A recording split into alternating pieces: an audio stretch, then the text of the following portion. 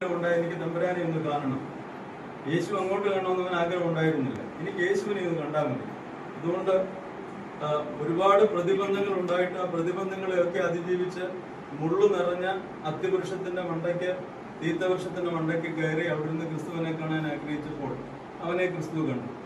പലപ്പോഴും നമ്മുടെ ആഗ്രഹങ്ങളാണ് പുതിയ നിയമത്തിന്റെ പ്രധാനപ്പെട്ട തീം അത് ദൈവത്തോട് അടുത്ത് വരുകയും അവൻ നിങ്ങളോടും അടുത്ത് വരും. പഴയ നിയമത്തിലും ഇതുപോലെ തന്നെ ഈ പറയുന്ന രീതിയിൽ തന്നെ വാക്യം എഴുതിയിട്ടുണ്ട്. പുതിയ നിയമത്തിൽ അതേ വാക്യമുണ്ട്, ദൈവത്തോട് അടുത്ത് വരുകയും അവൻ അടുത്ത് വരും.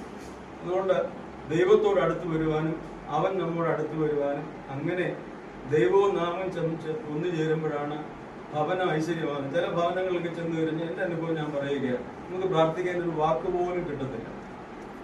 മനോഹരമായ ഒരു കാര്യമായിട്ടാണ് നമുക്ക് തോന്നുകയില്ലായിരിക്കും. അത്ര മിനുമിനുസമുള്ള കല്ലുകളൊക്കെ പാവി മനോഹരമായ വീടായിരിക്കാം, പക്ഷേ പ്രാർത്ഥിക്കാൻ തിരിഞ്ഞിരിക്കുമ്പോൾ ഒരു വാക്ക് പോലും നാവിൽ വരത്തില്ല.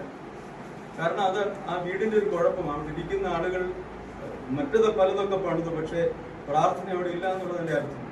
അതുകൊണ്ട് ഇവിടെ നമുക്ക് എല്ലാവർക്കും പ്രാർത്ഥിക്കാനുള്ള സ്ഥലമായി ഇന്ന് പ്രത്യേകിച്ച് നമ്മൾ ഭവനങ്ങളിലൊക്കെ പ്രാർത്ഥിക്കുന്ന പ്രത്യേക സ്ഥലങ്ങൾ പോലും ഒരുക്കുന്നുണ്ട്.